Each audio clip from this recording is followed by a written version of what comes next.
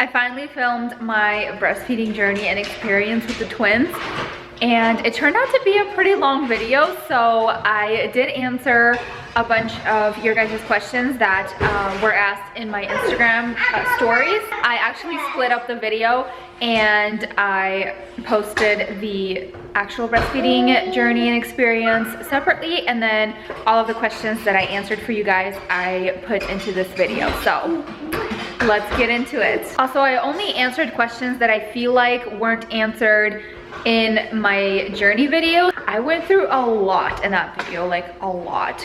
For example, if I used a nipple shield, how I transitioned them from bottles to breasts, if I used formula or not. So if some of your questions weren't answered in this video, definitely go check that one out, because I probably answered a lot of things over there. Okay, so I did a little questionnaire on my Instagram stories to answer some of your guys' specific questions on breastfeeding. And one of them was, did you have back problems? My back hurt so bad from sitting and like pumping. You're kind of sitting scrunched, and then when you're breastfeeding, your back is also like curved. So my back hurt so bad. It felt like I was always like this. I felt like an old grandma. I was like, the pain was like, it hurt. So yes, I did have back problems, and I feel like you really forget what that was like until like I have like a long day at work when I'm like lashing and I'm like, oh my gosh, my back hurts so bad. It like takes me back to those like breastfeeding days. So a question that was asked is if I took any teas or supplements to increase my supply. The answer is like kind of yes and no. I tried some tea for like 2 weeks. I did not, I think it was like mother's milk. It didn't really work. I did not notice a difference in my supply whatsoever from that tea. I started taking it once I already had like kind of trouble increasing my supply at around 5 months, and I did not notice a difference. Another question is, how did I get my supply up? So the only thing that worked for me, that I can truly say worked, is power pumping. There's 2 ways I power pumped, and these were the 2 ways that my lactation consultant at the NICU encouraged me to try. And that was either pumping every hour for like a couple hours to like stimulate your body to create more, because it thinks that your baby's eating a lot more often and needs more, or you sit down for an hour, watch a TV show or something, and pump every 10 minutes. So 10 minutes on, 10 minutes off, 10 minutes on, 10 minutes off for an hour. So I did both of those. Like I would do probably one of those at least once a week. On Saturdays, it was my power pumping day. I would pump every single hour. I would lay in bed all day. My husband would bring me food, snacks, the kids were there. We would all just hang out in bed and either watch something or just talk, play with the kids, or take a nap. I needed a lot of those. So every single hour, I would set a timer. Every hour, I would pump for 15 minutes. And all day, I would do that. So it was like 12 pumps I would do in one day. And the next 2 days, I literally noticed my supply increased by like a whole ounce. And I did that for like 2 months, because those first 2 months, they were eating more and more and more. And then after about 5 months, they kind of stalled out at 2 to 3 ounces and would eat 2 to 3 ounces up until they were 1 year old. So I definitely power pumped on Saturdays. That's how I increased my supply. I tried lactation cookies, didn't really notice a difference. I ate the lactation cookies with the mother's milk, like lactation tea, did not notice a difference. I tried to eat more meat, didn't notice a difference. The only thing I had was like insane thirst. I was so thirsty. I would drink like a gallon of water every single night. I would wake up and like my mouth was so dry, my throat was dry. I was like dying from thirst. So the only thing that I feel like actually helped me, and this is different for everybody, some people like swear that the more they eat, the more milk they get. For me, it was water. Like I needed a lot of water, a lot of liquid, and then power pumping. Those are the 2 things that worked for me, and the 2 things that you could try for yourself and see if those work for you. But then in the middle of the week, one of the nights, if we're watching a TV show and we're downstairs, I would just put on my pumps, and for that 1 hour, I would pump every 10 minutes on and off, on and off. So like 2 days a week, I would do a power pump to keep my supply going and keep increasing it as the kids are increasing their demand. Next question is, did you fall asleep breastfeeding? I did. I only started night breastfeeding when they were 10 months. So they were pretty like older already. They weren't super tiny and fragile. And so when they would wake up, I would take them to my bed and like nurse them and just fall asleep together. So we kind of started co-sleeping since they were about 10 months. But then once they were breastfeeding and I like ended up waking up, I would take them back to their crib and do the same thing with the next kid. It was like this never-ending cycle. Like I would fall asleep with this one and then get woken up because the other one is awake. So I would take this one back and bring that one in. And that's kind of how all of our nights went. And then after they were 15 months, I just gave up. And then after they would wake up, their first like waking around 12 or 1, I would just bring them to my bed, and we've been sleeping all night together since then. They're 2 now, and we're still sleeping together. Ooh, I like this question. It's, did you try a wearable pump, and which ones? I did use a wearable pump. I started it when I was 3 months postpartum. It hurt really bad though, so I would only pump once a day with the wearable pump, and then the rest of it was with my huge hospital grade Medela pump that we rented from the hospital every single month. I think it was like $75 a month to rent it, but that is the only pump that I was really comfortable with. It caused no pain, no soreness. It extracted like the most milk from any pumps that I have used, and that was the hospital grade Medela, guys. I love that thing. I also got like the tiny Medela that like insurance gives you. It was okay. It did the job, but I'm not gonna say it's the best. It was really good for on the go because it had like a little battery thing that you like plug in and you can pump anywhere, but it's still like a wire and those things that you have to carry, like all the stuff. So it was kind of annoying, and I only used it the first couple times until I got comfortable with my wearable pump. And I had the Willow wearable pump. It was a good pump. There were definitely some cons, some pros compared to like the LV that a few of my friends were using, but they also had some cons and some pros. So I wouldn't say I would like one over the other. They're both great.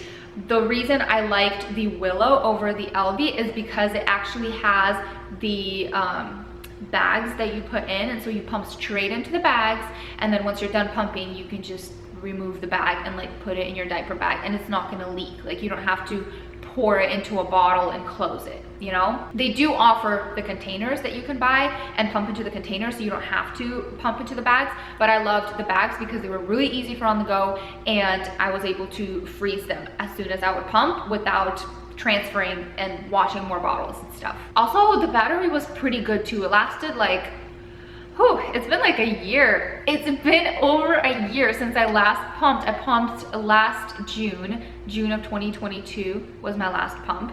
So it's been over a year. I want to say they lasted actually like 4, maybe even 5 pumps for me. And I wasn't producing a ton of milk, so those bags were plenty. I was only pumping, the most I ever pumped per side was like 3.5 ounces, and the bag holds from 4 to 5 ounces. It's like 4, but it could hold up to 5 ounces.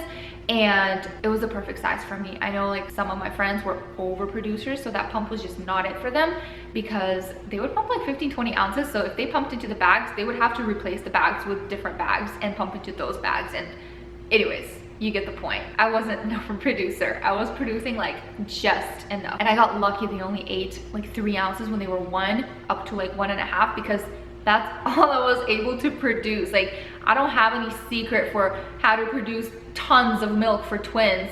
I just produced just enough. My battery died, so I had to replace it, but I know some babies eat like 5 ounces the week they're born. My babies were not like that, so I got really lucky with that. So my little supply was able to keep up with them. At 1 year old, I would give them 4 ounces for like nighttime because I really wanted them to eat more so they could sleep longer stretches, and they would not even finish it. They just would not eat a lot. They were also only like 15 or 16 pounds when they turned 1. So they're just very lightweight, very like petite babies. Next question is, how did you feed them while out of the house? At first, obviously I pumped and would give them bottles the first couple months, and then when I switched to breastfeeding, I would just breastfeed. Like, unless I knew we would be like out in public where there's like a ton of people, I would bring my pump and like just go to the bathroom or something and put it on, or I'd wear like a sweater, like something baggy, and just wear them and then give them bottles. But later on, like as they got older, I honestly kind of didn't really care as much anymore, and I would just put them under my shirt, cover them up a little bit, and like feed them kind of anywhere that we were. Obviously I tried to feed them before we were going anywhere, and then hopefully not go anywhere for too long. But honestly, I feel like if I had another kid, I would not care what people think.